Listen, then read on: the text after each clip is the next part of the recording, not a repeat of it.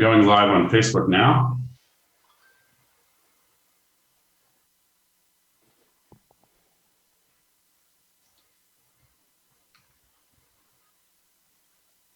Okay, coming back to Zoom. Okay, welcome.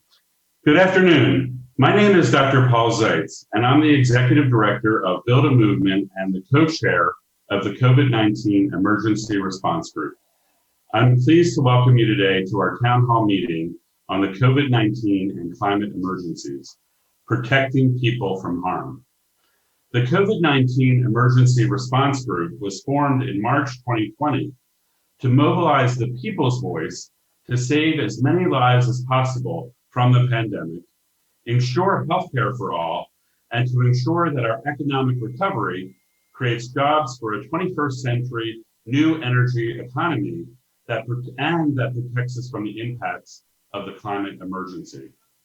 We are committed to working together and mobilizing a collective, united people's coalition of partners that can demand bold and transformative action and actually win legislative victories in Congress and in the broader political arena. Today's town hall is being broadcast live on Facebook at Build a Movement 2020 and by Politics Done Right on YouTube, Daily Kos, Op-Ed News, and Periscope. I'm pleased to introduce Mayor Jennifer Roberts, the former mayor of Charlotte, North Carolina, who is today's moderator. Thank you, Paul. And we know we're in the time of COVID, and one of the words on the New York Times crossword puzzle is unmute. So I want to take a minute and thank all our panelists for joining us today. We're very honored that you're taking the time out of your busy schedules for this important conversation with Americans from across our country. And I first want to express our deepest condolences to all of those who have lost loved ones during this pandemic. And I also want to acknowledge all those whose jobs put them in harm's way every day. Our heroes, our healthcare workers, and others who are saving lives and performing essential services to keep Americans fed and safe. We are grateful and we honor you. I want to bid welcome to the hundreds who are listening to us on Facebook Live and on Zoom. This is being recorded and will be accessible later. And we, again, appreciate so much this timely information in this critical time in our nation's history. Since our time is limited and we have a number of speakers, I'm going to get right to our program. And Senator Merkley, welcome. I see that you've joined us. Great.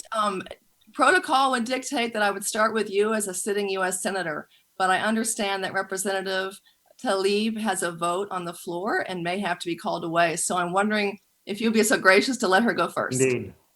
Absolutely. Super. And I'll introduce you in a minute because we go back a long way. It's great to see you. So I'm going to turn first to you, Tlaib, who represents the Detroit area in Michigan. She is a distinguished member of the House of Representatives. It's the 10th Congressional District she has represented since 2019, filling a seat that was held for 40 years by Representative John Conyers. She has been a champion for Medicare for All. She has co-authored the BOOST Act and has been a fierce advocate for clean water, as well as a moratorium on utility cutoffs and evictions. So important in this time. And Representative, thank you so much for being here. It's great to have you with us. I am going to let you get started on what you've been working on so hard and give us an update on the HEROES Act and what else lies ahead to be done to protect Americans. Welcome. Absolutely. Yeah, no, thank you so much, Jennifer, and to everyone and Senator Merkley, who's been a wonderful partner in trying to make water a human right for all of us during this global pandemic. So I sincerely appreciate this conversation, especially now as we are fighting on the House floor to get this going, but also to really have a productive debate about what's in and what's not. I represent the 13th Congressional District, which is Detroit, and a number of what we call Wayne County communities. And one of the things to know is, I represent the third poorest congressional. So when I talk about some of these, issues that you are on the ground fighting for, just know our community has felt very much directly what doing nothing looks like around our economic divide, environmental racism, just the number of things that have really pushed more people, especially children, into poverty. And so for us, it was very, very important for my team and I and many of the community activists on the ground, when the governor and others were asking people to wash their hands, we said, what about the ones who don't have water? When you're asking them to do all the things of 10 times a day to wash your hands, and right now you have thousands of people across the country, not only here in Detroit or in Flint or other communities where they've been completely cut off with water, some even as a number of years. And so we pushed for, obviously, a moratorium. And a moratorium, obviously, we support, and we're very much active on that, and it's in place. But know that a moratorium is temporary, y'all. Like, after this is done, what happens? Those bills, it's still going to be due. And so before that, the United Nations was right in Detroit talking about the lack of access to water and affordability and clean water when Flint became this national crisis.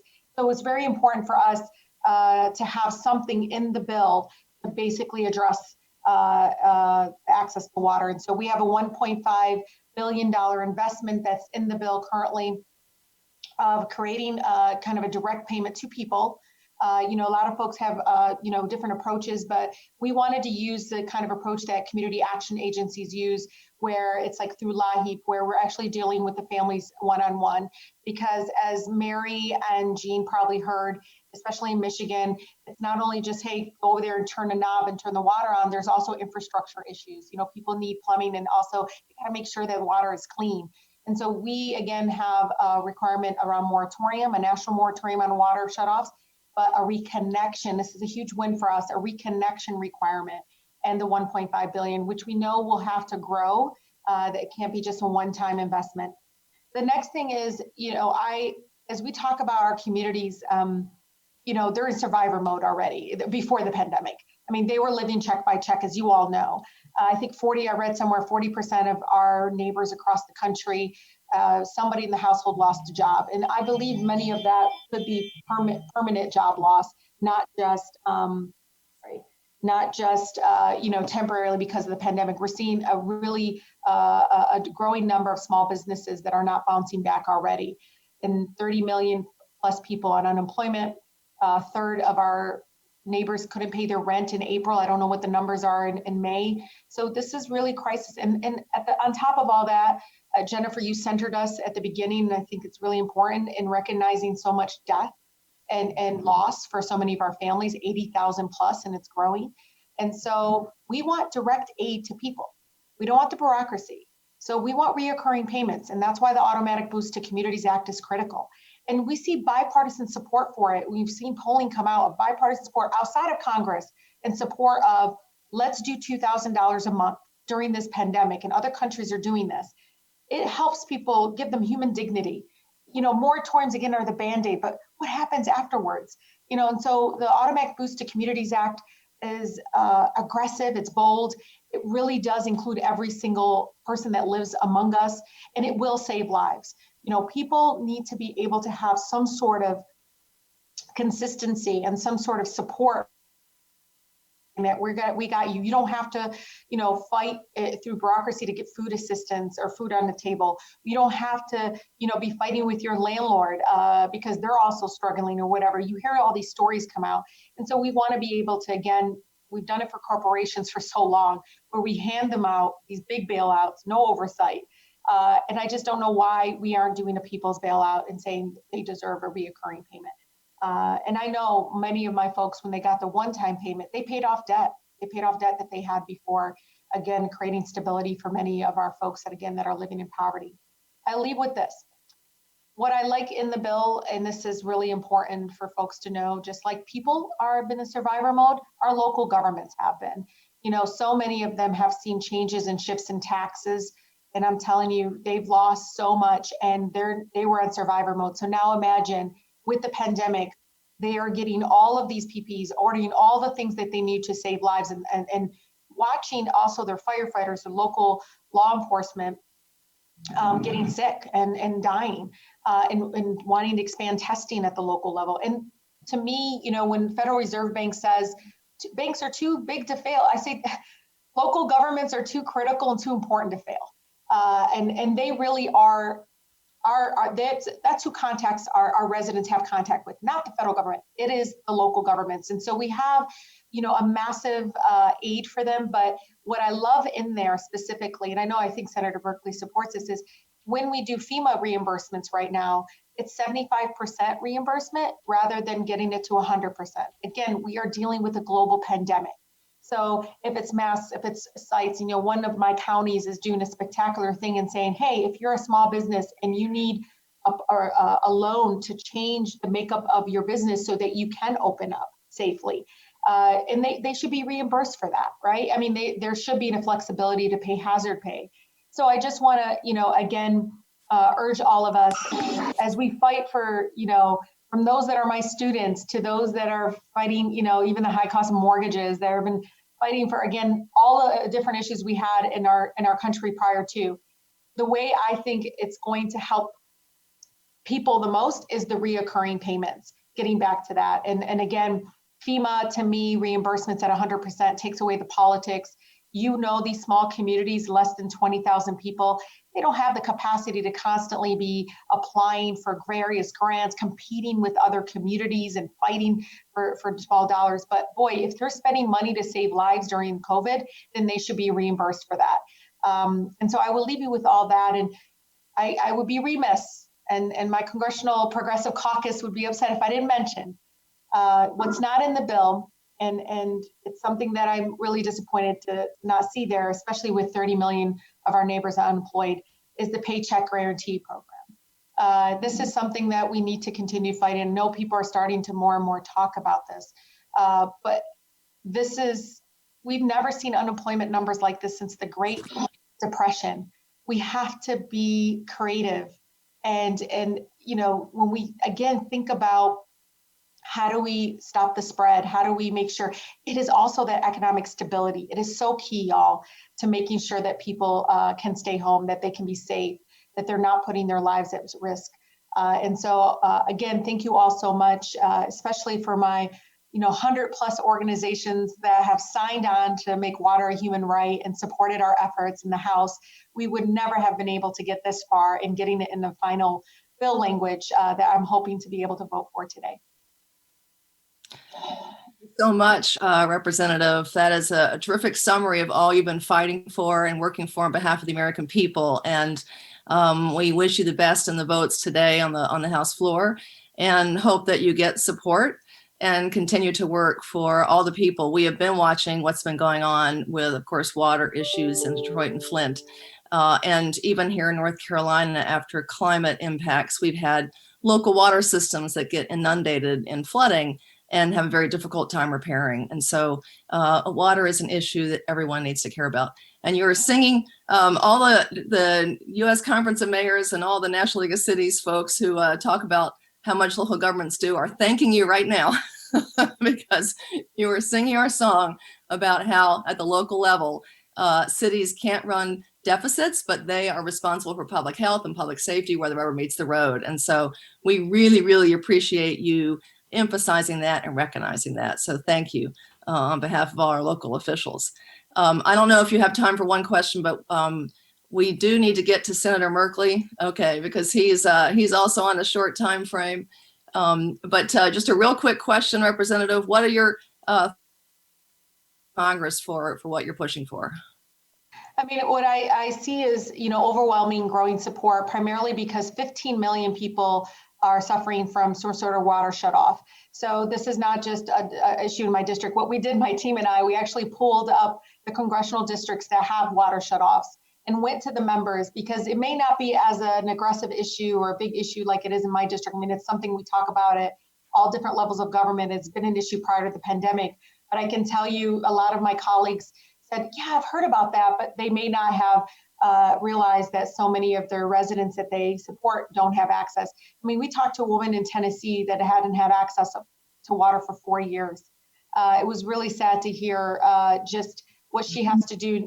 I mean, we were all in tears by the time we were done speaking to her about how she's so tired of having to go to her son's house to take a bath and being a burden on him. And she wants to pay, but she can't pay so much, but she'll pay. She's like, I'll pay what I have. I promise, I just need water. And so I think seeing a much more growing support, and unfortunately it took a pandemic because water is a human right, something I've been working on prior to the pandemic, but it took a pandemic and what's happening for people to realize, just like we're fighting for testing, we're fighting for masks, we're fighting for gowns, we're fighting for swabs. We also need to make sure that we're fighting for access to water, which is very much preventing the spread of COVID. Again, there are still so many things, as you all know, being the third poorest, not having reoccurring payments and not having the paycheck guarantee, and even some of the stuff around pensions and labor are really troubling still for me.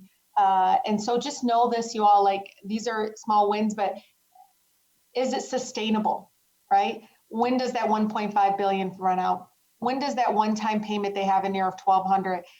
Our folks already spent it. I know this. When it comes in, they've already going to spend it on things that they couldn't afford before. Again, when I tell you a significant portion of our folks couldn't afford their mortgage, they had a forbearance, student loans. I mean, everybody is impacted by this. So we need direct aid, and reoccurring payments does that. And again, for all you all thinking Republic, this is honestly a nonpartisan issue outside of Congress. People on the ground support it.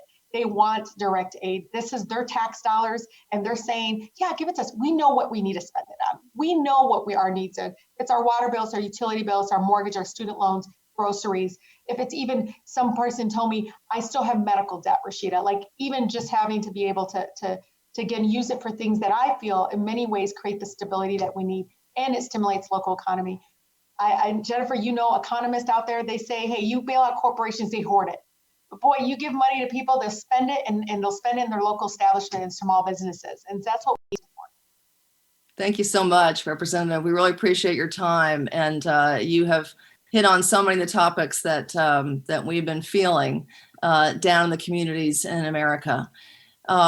I want to, and I know we have another speaker whose time is limited, so now it is my great pleasure and honor to welcome U.S. Senator Jeff Merkley.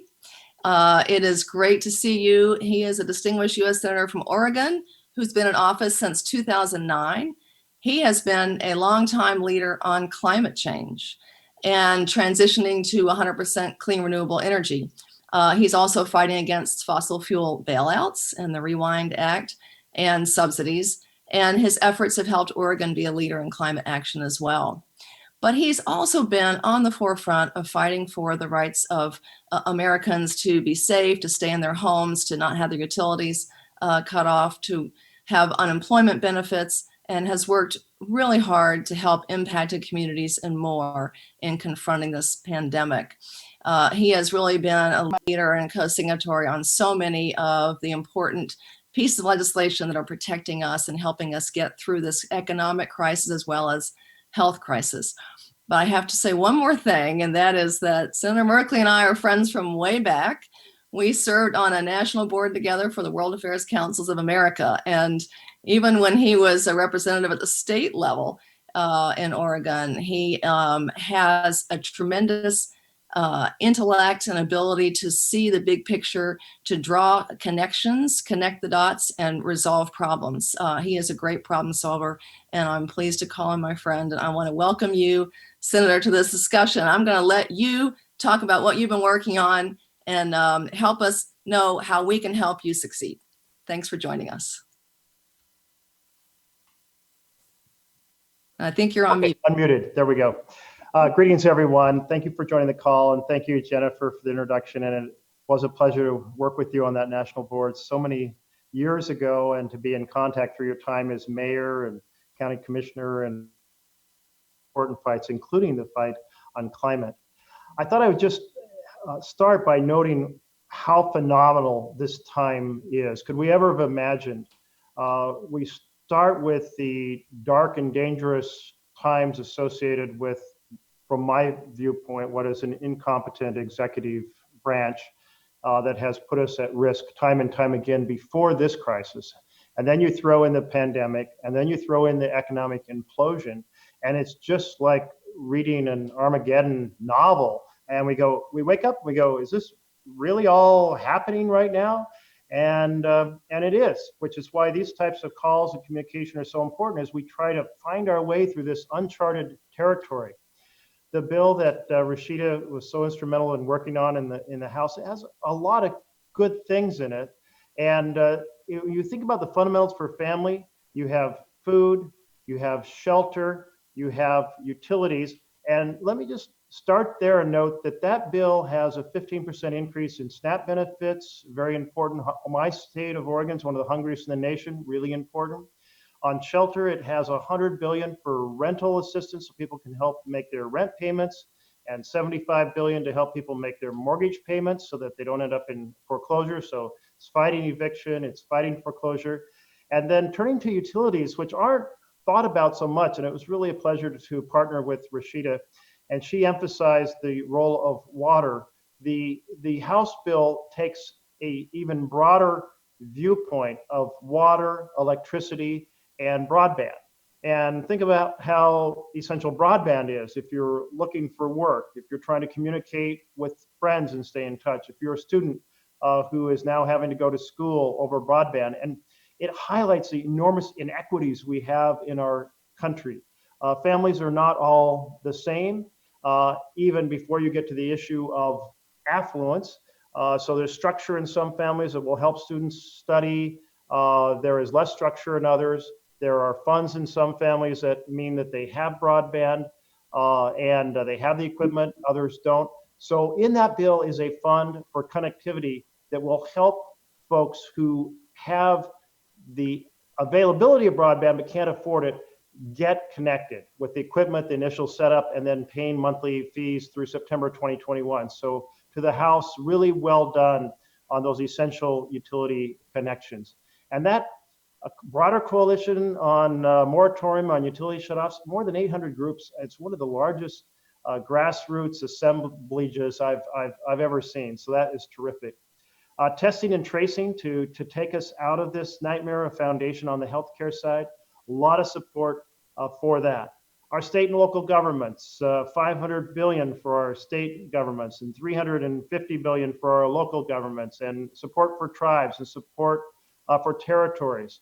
So this shouldn't be an issue at all, because normally my Republican colleagues are saying, well, any government that's closer to the people is one we should support, and state government is closer than federal government. But we have Mitch McConnell over here leading the Senate saying, you know what, we'll just let the states go bankrupt. And it's like, where is that coming from? And part of it seems to be an effort to reinforce the argument that government is the enemy, so why support them? Let them go bankrupt. I think in the end, though, I think it's more about bargaining over getting help for the mega corporations in order, while we're fighting for help for state and local government. And that's really disturbing because there is this make the rich richer, make the powerful more powerful theme to the way that my colleagues across the aisle have been acting, including in the last bill, Corona 3.5, tucked in at the last second by the chair of the Finance Committee, which is the tax committee, and by the majority leader, was $175 billion and more tax cuts for the richest Americans. Mm-hmm. So let's get that $175 billion back. And guess what? In the House bill, they get it back. So that is great. And that's the same amount they're spending on fighting foreclosures and evictions on the housing side. So that's a good movement of that $175 billion from a place that isn't needed to a place it's desperately needed. I wanted to mention two things that are not in the House bill that I'm very concerned about. One is a guaranteed access to an absentee ballot in November. And that access should exist for everyone. Oregon has had vote by mail forever, and there is a bill for full vote by mail that Amy Klobuchar of Minnesota and Ron Wyden from my state are championing, and I'm partnering with them, but they are the leads. And I have a backup plan that is much simpler plan that says every ballot program, open that up in this coming November election to anyone who wants an absentee ballot, a no excuse absentee ballot program. The infrastructure is already there. It can be amplified. We can provide financial assistance to amplify it, but nobody should have to worry about going to the polls and getting an infection this coming November. It is part of a broader philosophical battle. We have seen since the Supreme Court gutted the Voting Rights Act that one party has said, well, let's pursue all kinds of voter suppression and voter intimidation tactics because there's people we don't want to vote. We don't want college students to vote. We don't want poor people to vote. We don't want communities of color to vote. That philosophy is so at odds with the view of government of, by, and for the people. But if you're powerful, you don't want those groups voting. And so we've got this whole voter suppression movement. And the last thing they want is to make it easier for people to cast a ballot.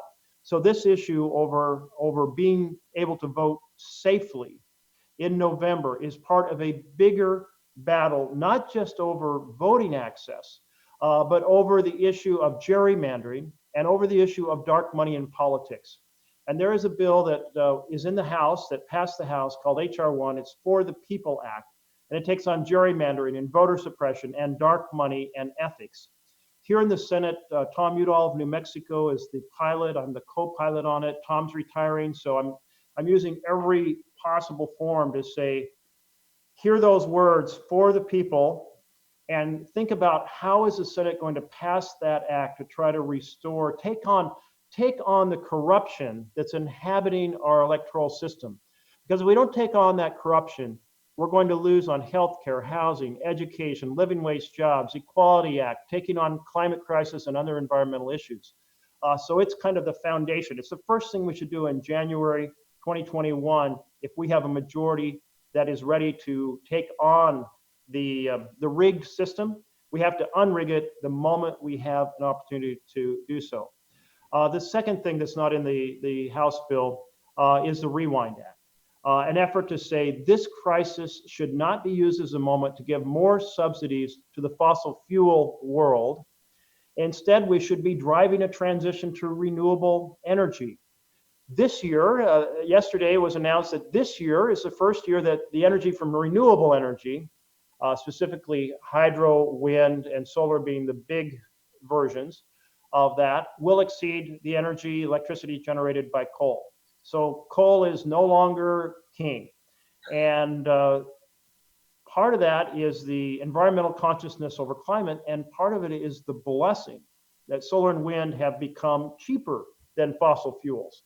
And we have to really beware of the fact that natural gas is not a solution to climate, that it produces a lot of methane leakage that does as much damage to the climate as coal does. So we've got a long ways to go.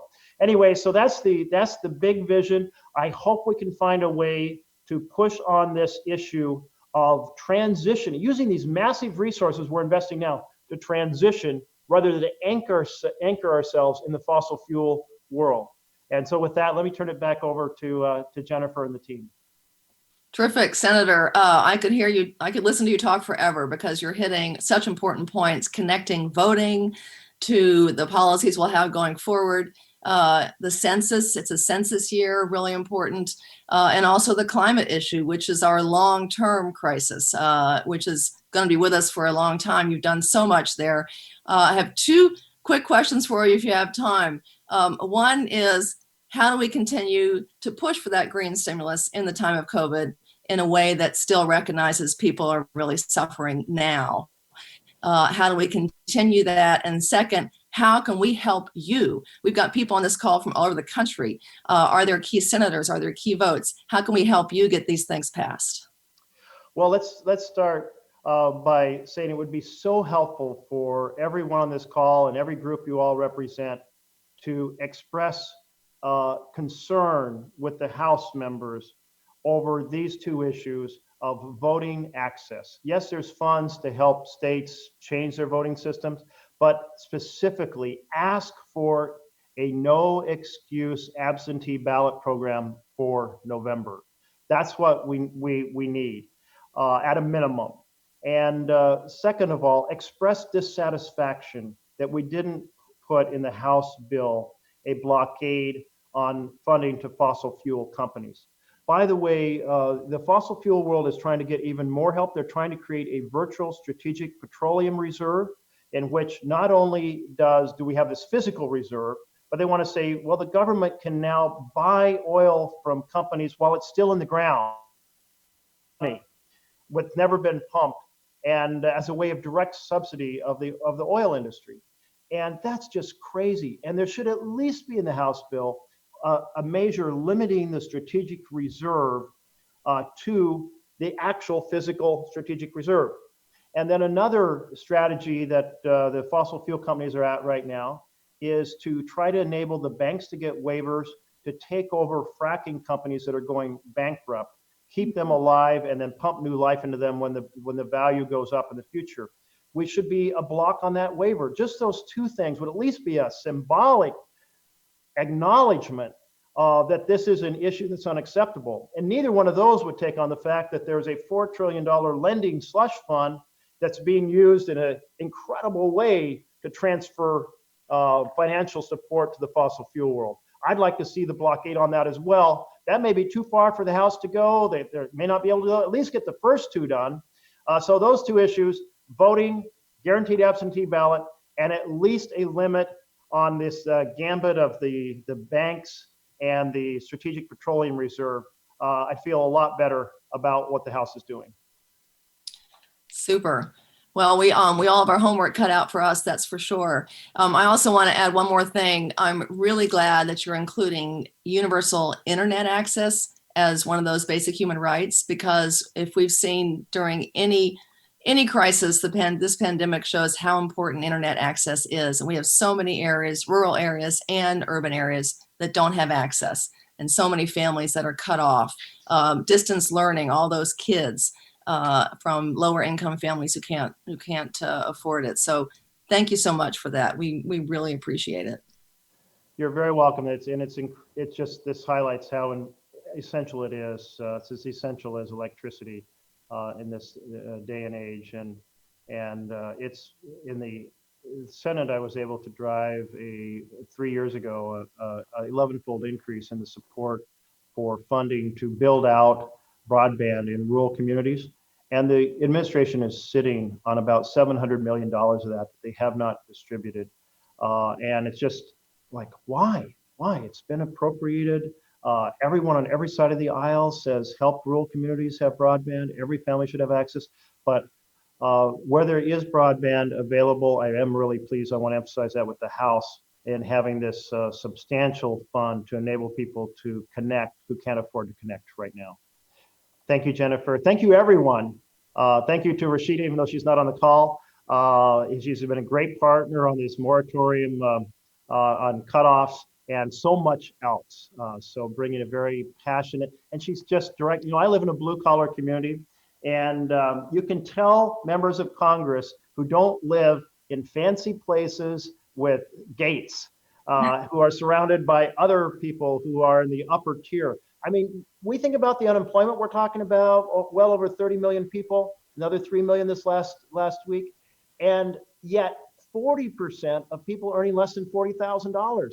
So if you're in a community, it's like every other house is experiencing unemployment, and just everyone's terrified that they're next. And many who haven't hit the unemployed have hit the, I'm sorry, your shifts have been reduced from 5 to 1. So there's a huge amount of that as well, again, hitting low income Americans. So, okay, much to do. Thank you all for being in the battle. We've got to reclaim our country. The system has become so rigged by and for the powerful that it's almost unrecognizable from the Congress that I saw a few decades ago. And it's the moment. We have to have a mass movement to reclaim it. Thank you, everyone, and take care. Senator, you're so inspiring, and we hope that you keep fighting for the people for a long time to come. We really appreciate you. Will do. Thanks so much. Okay, take care. Wow. Amazing work going on at the federal level, and we are inspired that there are people who are willing to keep that fight going and to recognize what it's like for families every day, trying to make their way through this pandemic, and with a hurricane season and climate challenges coming in the middle of this. I'm going to introduce our next speaker, and I'm going to start on something that the senator mentioned about voting rights. So let me first introduce John Autry, who is a member of the North Carolina General Assembly of the House of Representatives. and he was elected in 2016, formerly served on the Charlotte City Council. He has been a leader on clean renewable energy, also on issues of social justice, many of the issues that we heard our first two speakers talk about.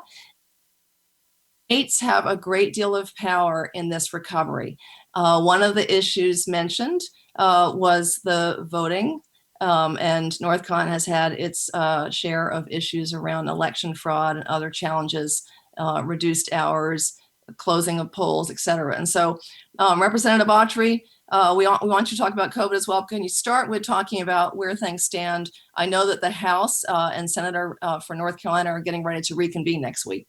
So love to hear an update, and welcome. Thank you so much. Sure, Jennifer. Thank you all so much.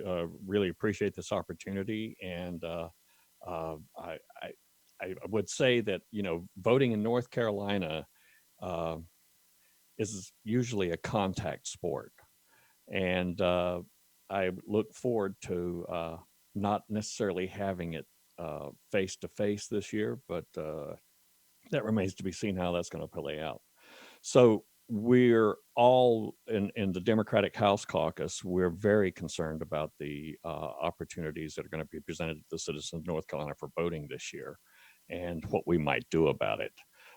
There are negotiations still underway. The Speaker in the House set up a COVID-19 response select committee and created 4 subcommittees from that. And one of those was continuity of governmental operations and services. And so the voting in the 2020 cycle certainly was a piece of that discussion. And I think where it is right at this point is that there's going to be a bill that will be introduced, and the short session in North Carolina, the filing deadline for bills was yesterday afternoon at 4 o'clock. So those last few days have been like, everybody's hair is on fire to get these things done. The filing closed at 4 yesterday. Folks are now seeking, all the other support that they're going to need to do this. In North Carolina, election laws are not subject to any deadlines. So work continues on a bill to come forward dealing with the election in 2020. And basically the only thing that I can say that has been agreed upon at this point is that for whatever comes out of those negotiations, the Democratic caucus will not be filing their own bill to stake their own flag into the ground for this. So that helps me to understand that there's going to be some very sensitive negotiations going forward, of which I am not a part of, but we certainly get updates whenever we have caucus meetings. So if I can move on now to the things that we've been working on here in the last week or two is getting some bills together and garnering support for those. And of course, as far as environmental law goes, Representative Harrison, Butler, and myself filed a bill called House Bill 1109, which is to ban the manufacture, use, and distribution of PFAS and PFAS containing chemicals and products. We have serious, very serious issues in North Carolina around permanent chemicals getting into our groundwater. And we know that the concentration levels in the Cape Fear River, once you get south of Cumberland County, which is where I am from, that DuPont plant that was down there on the river has been there for 50, 60 years. And they were compelled by the courts to clean it up. And their response after waiting to the final moment was, hey, it's going to be too expensive for us to clean it up. We can't do it. So DEQ is getting ready to do some take on some other actions to compel them to step up and be responsible corporate citizens. It just confounds me all the time that if corporations are people, based on the railroad and the Santa Barbara County case from the latter part of the 19th century, which gave corporations the rights of a legal person, then if we have to be responsible for the bad things that we may do, why shouldn't our corporate citizens be compelled to do the same thing? So it's very frustrating, very aggravating. And unfortunately, we have a Republican-controlled legislature. And so it's probably going to look great on paper, but once it's filed and introduced, that'll probably be the last time we ever see anything about it. The other things that I've been working on, we have a bill about frontline workers that Representative Harrison and Fisher and Representative Hunt and I filed, that is to mandating hazard pay for mandatory state employees on the front line fighting communicable disease associated with the pandemic. And the purpose in directing the Legislative Research Commission that is going to study what hazard pay best practices for these folks, because we want it to be known that through the course of their work, if they get sick with this disease, the presumption is they got it while they were on work. And this is a way to make sure that we're maintaining the health of our people and providing them with the equipment and things that they need to be safe. The next thing I need to talk about is unemployment insurance. Good Lord, North Carolina has probably the worst unemployment insurance system that anybody could ever conceive. If you really start digging into the minutia of the way the system doesn't work, you really understand that the people who designed and redeveloped the system in 2013, it is a direct reflection of their animus that such a system even exists. Because we're the slowest pay, one of the slowest paying states. The maximum benefit is $350 a week. And the time that you can collect that benefit is only 12 weeks. So it really, and we've got like $3.7 billion in the unemployment trust fund currently. But you know, they're pretty stingy. Well, they're just going to find some way to give it out away in school vouchers or some other firm for that money. But I filed a bill that deals with a lot of the issues that I've been faced with from my former colleagues in the film and television industry who earn income in multiple states. That has created a major problem of getting them approved for benefits and even getting into the system. And sometimes I actually had somebody in DES in the last couple of weeks say to me, well, maybe they should file for benefits in South Carolina. But I don't know how you do that if you're not a resident of South Carolina. So I filed a bill to address that and direct the department to use its maximum flexibility to determine the eligibility of those sections of individuals employed in industries that require them to work in North Carolina and other states during the benefit year. That's just plain and simple stuff. They're paying taxes in North Carolina. They're residents of North Carolina. They grew, and a lot of them are native North Carolinians. They should have access to the system and the benefits that they're entitled to whenever they lose their ability to earn a living from no fault of their own. Another bill that I filed deals with foreclosure. It's provided, we still have like $2 billion of unappropriated CARES Act money in North Carolina. So I've asked for an appropriation of $100 million to deal with the potential of foreclosures. Our courts, of the governor and the Chief Justice of the State Supreme Court, their actions have basically closed down our courts during this pandemic. And we expect that they'll probably want to start ginning up again in June. But I understand from discussions with our district attorney, we can't expect any sort of trials before July.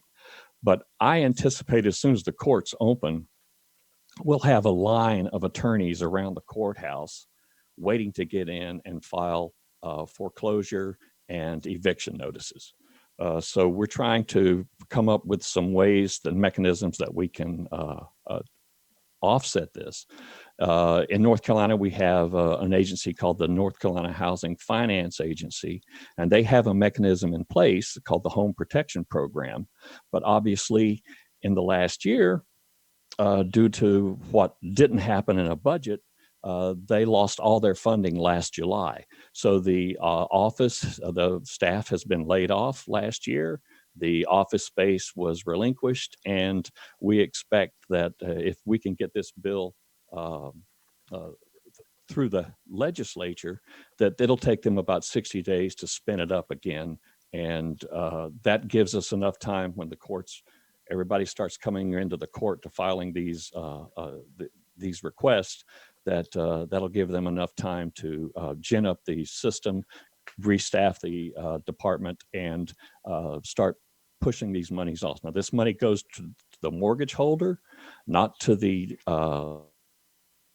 we're still waiting on information from the U.S. Treasury about whether we can do it as a loan or whether it has to be a grant. And that conundrum is just really, really frustrating to try to find our way through how that may or may not work. The last bill that I filed yesterday deals with evictions and utility payments. This also appropriates $100 million of the unappropriated money from CARES Act to the Department of Health and Human Services, who has a housing assistance program set up as a department of their housing security. So that would take that $100 million and help pay people's rents and their utilities bills once they are compelled to go back to work. And to because the last thing we need is people losing their home in the middle of a pandemic. I mean, it's enough that we have to deal with all the other intrusions on our normal lifestyles, but then to be facing with the prospects of losing your home, losing your housing, it just, I mean, I can't imagine how terrible that would be for us. But so our caucus is very unified in these efforts. We've had some very productive discussions with some of the leadership in the legislature. Whatever may end up actually being passed at some point in the future will very likely not have as many Democratic names on it as it does today, but that doesn't matter to me. As long as we get the job done and we are protecting people from losing their housing, that's fine. I don't need my name on that legislation. I just want to see the dial moving. So I've rambled on enough, and I thank you very much for this opportunity, all of you. And it's really an honor to be on the same platform with you folks today. And I'll just shut up now. Thank you. Well, Representative Autry, I wonder if you can just answer a couple questions before you go. It's truly informative, and I think for our national listeners to see the challenges at the state level in dealing with some of the money that's come to the federal government, the restrictions on that, the inability to spend it as intended, and then the responsibility of state and local governments to then vote on how to direct that. And the question I have for you is, with the majority that we have in our House and Senate at the state level, what do you think the possibilities are of those things that you're putting forward? Is there bipartisan support to really help people stay in their homes, to help prevent water shutoffs? What is your sense of that at this point? Well, we're fortunate in that way. We have a lot of real estate brokers in the Republican caucus. We have one who is actually a mortgage broker, has his own mortgage company, and have lived through the Great Recession and seen what it means when a housing market completely collapses. So there is interest. What that final mechanism may be, I don't know. And I kept pushing and pushing and pushing with the Economic Support Subcommittee, which is the subcommittee that I was a member of on the COVID-19 response committee, that I kept raising this issue up with leadership. And well, why don't you send me an email and we'll start out of the thread but it didn't happen. So I went ahead and had a bill drafted, worked with the NCHFA, the DHHS, housing advocates, folks at the Budget and Tax Center here in North Carolina, the North Carolina Justice Center. And I think we crafted a really nice and effective bill that touches all the bases, gets the money into the people's hands that are going to make it possible for people to stay in their homes. And that in itself, I mentioned earlier about sticking the flag in the ground. That sticks the flag in the ground. And where we go and what directions we have to move from that to get something else done is just going to be diminishing a little piece of it. And that in itself is going to have, it'll create talking points for folks in the coming months. Yeah.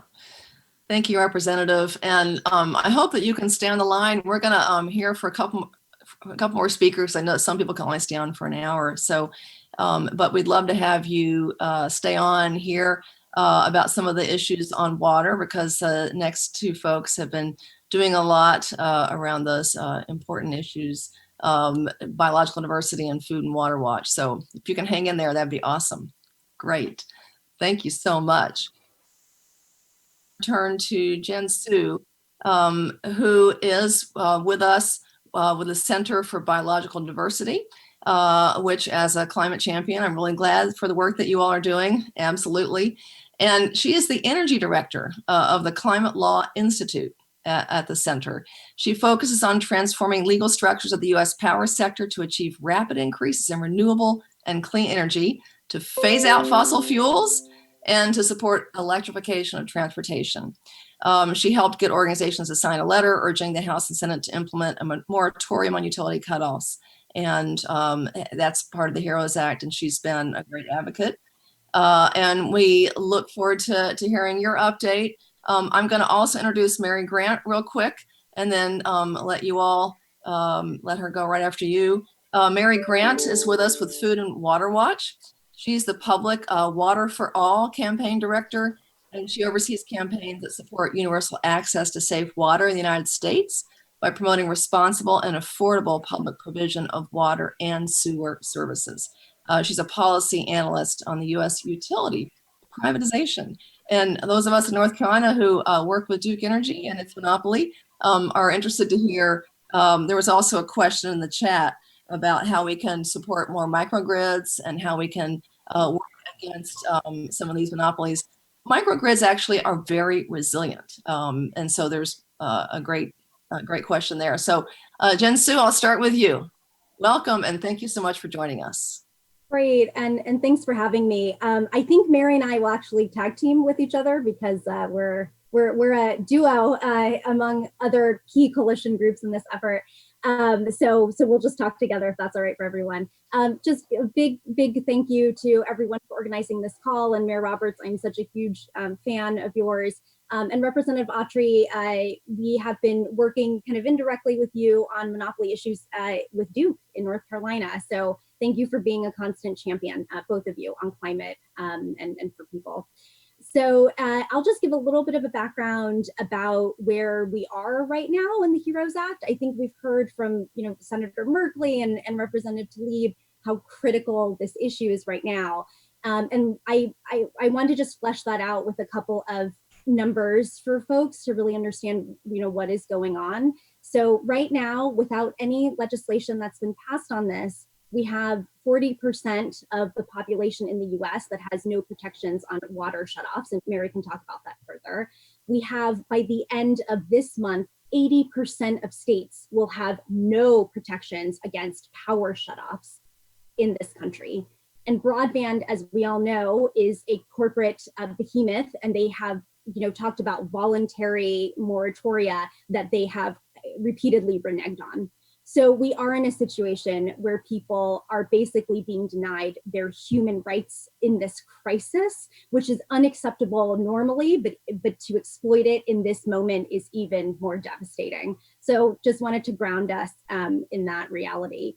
So, in response to all of that, Mary's organization, Food and Water Watch, my organization, Center for Biological Diversity, or other organizations as well, rounded up 830 organizations that basically ranged from, not only water rights folks and electricity folks and broadband folks, but human rights groups, climate groups, civil rights groups, because this is an issue that should not be partisan.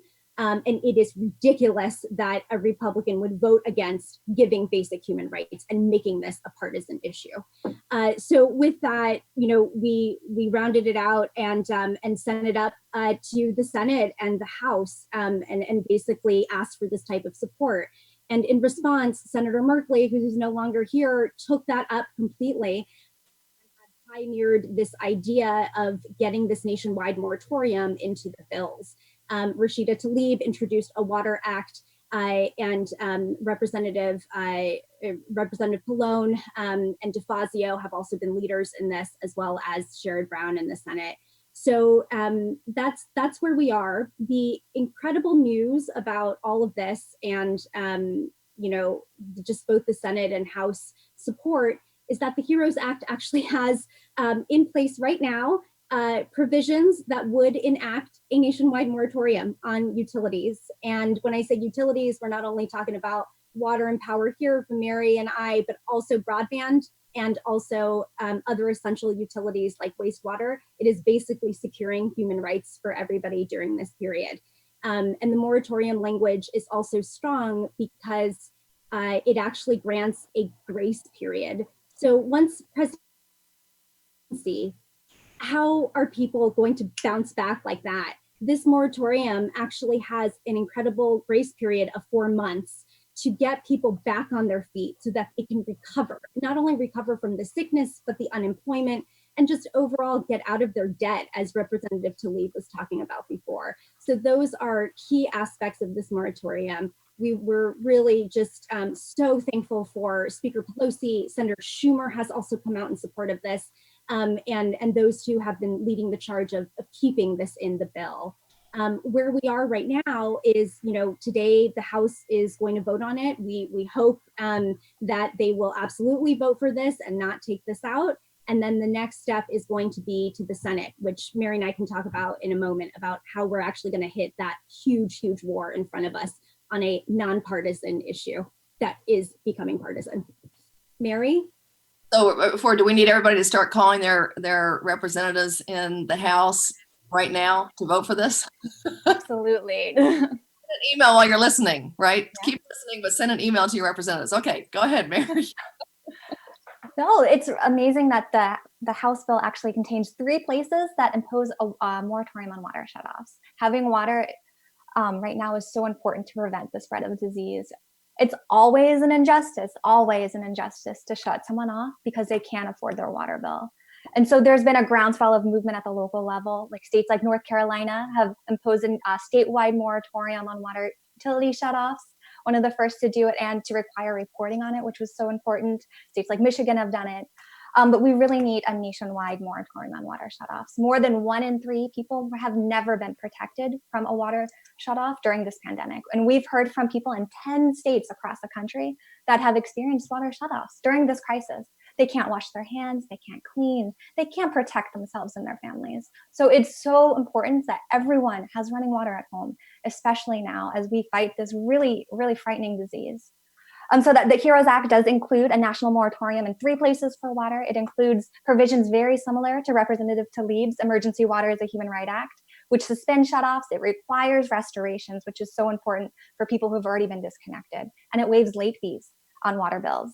So this is an incredible work and a testament to all the groups around the country who've been working for years to make sure that people recognize water as a basic human right and have been fighting on the ground to make sure people have running water.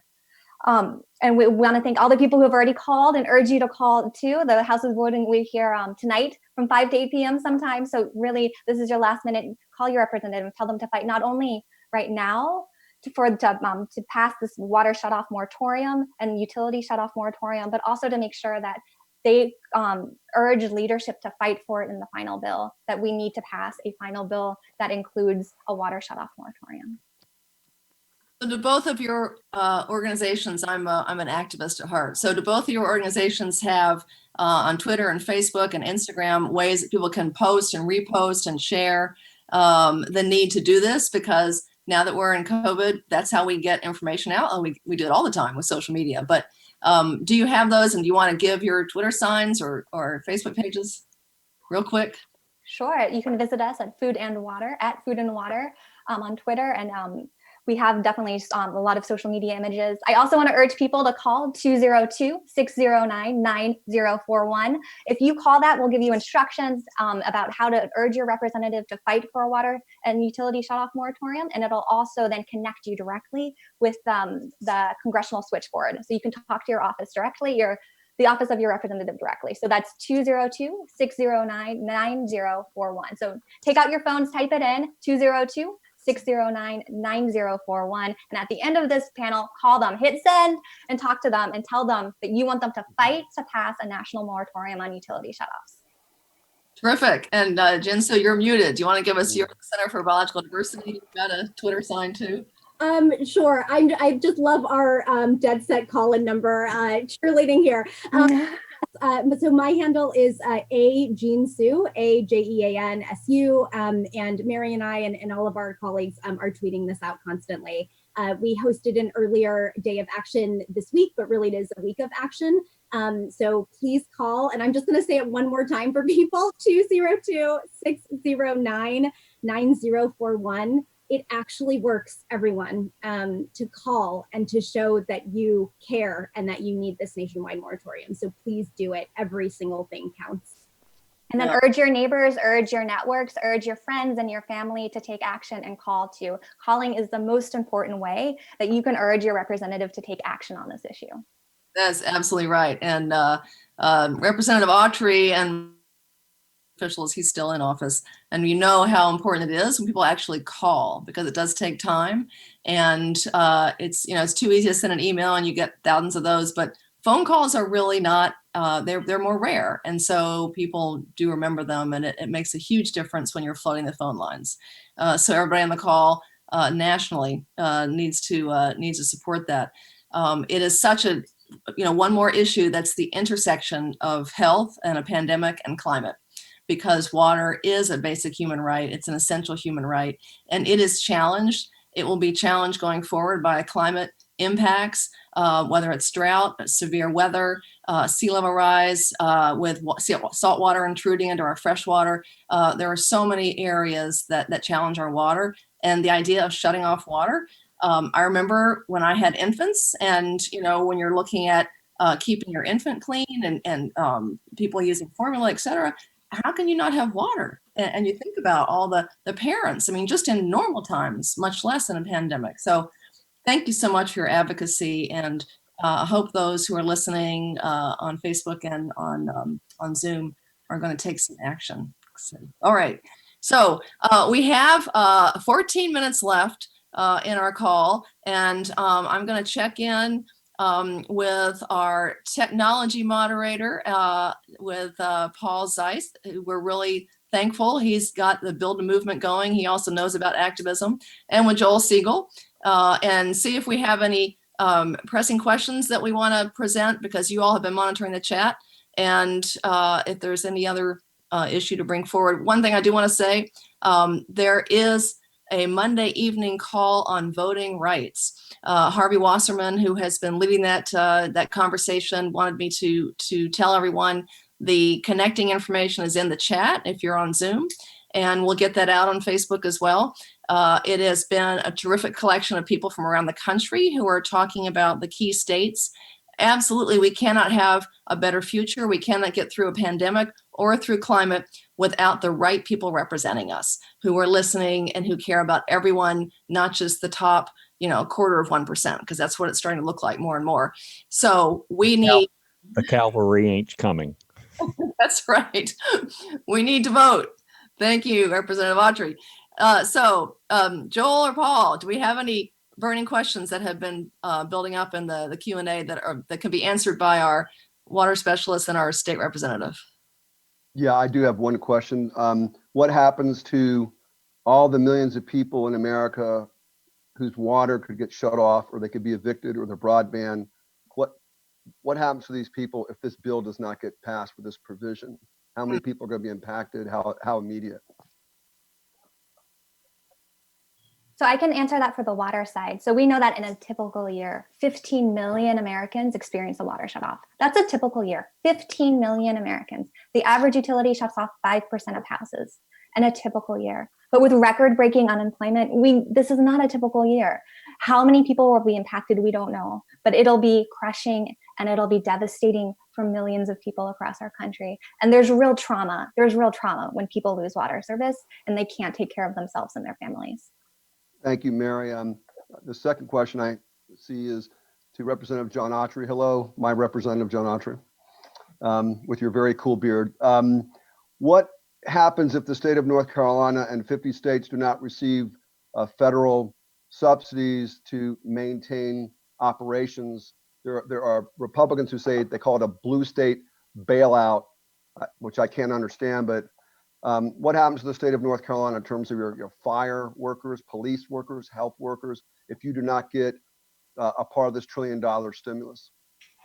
So I can tell you that here in North Carolina, we have a rainy day fund that's about $3 billion. We have a disaster recovery fund that's getting close to $4 billion. And so I would say that if the federal government doesn't come to the rescue, we're not going to be prepared for hurricane season this year. We have had some horrendous storms over the last 6 years, and we are still in recovery in some parts from Hurricane Matthew, which was 5 years ago. So and to think that, it's making recovery from such a disaster as a partisan issue is just reprehensible. And I'm sure for the theist among us, there is a special place being prepared in the undesirable outcome for folks who find ways to do this and make it a partisan issue. But to think that a state like Connecticut, New York, North Carolina, we're donor states. Money that leaves North Carolina and goes to Washington does not all come back to North Carolina. It goes to shore up places like Kentucky, South Carolina, Kansas, and so, that I hope that's just a canard that is designed to speak to certain people's electorate. But the reality of it is that you're talking about a disastrous outcome. And how in the world does any sort of a semblance of an economy bounce back if you allow states and local government to go bankrupt? And Brother Paul, if you can take it from here, how do people survive on a $1,200 stimulus check who are out of a job in North Carolina and across the country when they got to pay their bills, their mortgage, their rent, healthcare bills? Is $1,200 enough? Do we need more? A larger stimulus package? We also had a question, North Carolina has a number of military bases, and we had a question come in, does the presence of military and our military preparedness, does that have any impact on the way our state responds when it receives them? Representative Autry. I'm sorry, I lost you there right at the end of your question there. I'm sorry. That we receive, that we have many military bases. Does that, the presence of the military or the advocacy of the military, because they've talked about climate change as a threat multiplier for security. Does that presence have any impact on the federal funding that we get? The state money that comes from the Fed, that comes into the coffers of North Carolina, does not go to support those military installations. So they're supported from their own corner of the pot at the federal level. It doesn't have any effect on whether North Carolina is more prosperous or less prosperous, except for the people who buy property, who spend money, that are stationed at those bases. Okay, I'm sorry. The questioner actually added to that and said, why is the military not helping get supplies to needed folks and helping distribute food, et cetera? But that's a federal question, so you probably can't. I can help answer that a little bit. So the federal funds that are coming through are funneling into places that we wouldn't expect for military preparedness. So for instance, heartbreakingly during this period, the border wall construction has not stopped, by the way. So our federal funding during this period has been going to continuing to militarize our borderlands and keeping children in cages and spreading that disease among workers who do not have enough PPE down there and to all the communities in the South. So federal dollars are going to spreading the COVID-19 crisis in the borderlands. You know, in terms of where it could be going to, and I'll also just have a huge, asterisk on what Senator Merkley was saying before. There have been billions of dollars, even today, discovered in the CARES Act package that goes and bails out fossil fuel companies. So that is also where our tax dollars are going. Today we discovered another $2 billion, which basically can be leveraged into $10 trillion at this point for the fracking companies and the companies that are absolutely exacerbating our climate crisis. So that is where our federal dollars are going to. It is bailing out corporations and fossil fuel companies. It is not going to the people whose water is being shut off. It's not going to the water utilities who need infrastructure funding. It is not going to electricity people who are being shut off. And at the end of the day, I think for electricity, it is absolutely critical that we are getting the funding into, Mayor Roberts, as you were saying, the microgrids, the distributed solar systems. The heat extremities right now are making people literally die if they do not have electricity of this upcoming summer. They will not have air conditioning and they will die. So how do we stop shutoffs in the long run? We're not looking for a Band-Aid solution. Our long-term solution is distributed solar on your rooftop or in your community where you have full power over it. You are not being poisoned from the fracked gas plant in your backyard, and you have governance decisions over your electricity and you can control it. You are not relying on Duke Energy on this one. Thank you so much, Jean, for that great summary. That whole aspect of local control, of people at the local level knowing best how to solve their problems and how to provide their resources is really making a comeback during the pandemic, because you look at local food, you look at local things you can bike and walk to as people are trying to, distance and just do essential things. That whole sense of what is local, that's a bipartisan value, really supporting that. And if we had more of that distributed solar, absolutely, it's resilient to climate impacts, and it is resilient to the grid failure. People working on smart grid technology, et cetera. We need more of that. And those elements are in a green stimulus. I hope that everybody listening will be calling your representatives about supporting a green stimulus, because we also have to look at not just how we survive right now, but how do we survive the economic downfall in the future? And do we need a jobs program on energy efficiency, on clean energy, on smart grid updates, on building out transit, on all these clean transit, electric transit, so that all these things can help us keep our climate, healthy. So, those are all great points, and the voting rights, great points as well. We are approaching the end of our time. We're supposed to finish at 2:15. We appreciate everybody. We still have 75 folks on the Zoom call. We appreciate you hanging in there. I know we have hundreds that are watching on Facebook. It'll be recorded and played later, so people who've missed some things can listen to the whole broadcast. But I want to say thank you so much. I want to give everyone the opportunity for a 1-minute summation of whatever you need to say to make sure all the folks listening can help you get your work done, because you're doing tremendous work for all of us now and in the future. We thank you. So I'll start with Representative Autry, your final minute closure. Sure. I keep telling folks every opportunity I get that what we're experiencing now is really just a precursor of the climate crisis that is around the corner. So the things that we learned from this experience, we need to be applying and gaining allies that can see beyond the end of their nose, and making sure that we're putting policies and mechanisms in place to deal with that impending crisis that's just around the corner. Thank you. Jean, you're next. So we have a big battle ahead of us, everyone, for the Senate. So we just are really asking everyone to please defend the nationwide moratorium, defend the Rewind Act, and the other critical parts that need to be passed by the Senate.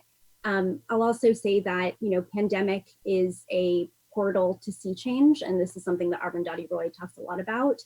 We have two options in these portals. One is to drag the baggage of injustice with us into a status quo situation where we ignore the lessons that we learned here. But the other one is that we drop those injustices and we actually walk across a threshold to a far just future. And I think for everyone here, that means that it is access to human rights, to shelter, to food, and to stop the corporatization of those human rights. And I think we can do that together. Thank you, Jean. What a tremendous vision of that portal of sea change. And Mary, let's hear a last word from you. I'm just going to tell everyone once more, pick up your phone and put in 202-609-9041. Now is the moment to take action. We can do this. We can pass a nationwide utility shutoff moratorium. Thank you. Terrific. Thanks so much. And I want to give a special thanks to the panelists who have had to leave and go do work on the House floor and the Senate floor. I also want to thank so much Joel Siegel, former staffer to Representative John Conyers, who has been instrumental in pulling this together, getting folks on board, helping build that national coalition, and Paul Zeitz, who is Build a Movement, who has also done tremendous work, well, both of you with Global AIDS and with so many other, and John Autry showing off his nice t-shirt, so many other needs that we have as a nation and as a globe, because we're all in this together. And so thank you, Paul. Thank you, Joel. Thank you to our panelists, those who have left. I know that Domingo Garcia was supposed to be with us and was unable to, but we also want to appreciate the League of United Latin American Citizens and all the work that they do, because immigrants are also on the front line. They are also suffering, not getting the PPE they need, not getting any benefits, many of whom are legal and still not able to get benefits because of quirks in our system. So and even ones who don't have those paper documents absolutely are humans and have human rights and are here in our country doing work, and they should be protected too. So just want to say thank you once again. We're going to sign off. And we will be doing more of these with the great magic of Paul and Joel, and hopefully with Jennifer Roberts again too. Thank you, Jennifer Roberts. Thank you, Mayor Jennifer Roberts. Great job. Thank you. Thank you, everyone. Thank you, Paul. Thank you, all the speakers. Make everybody safe. Have a great weekend. Have a good weekend. Get some rest, especially you, Gene. Get some rest. You work all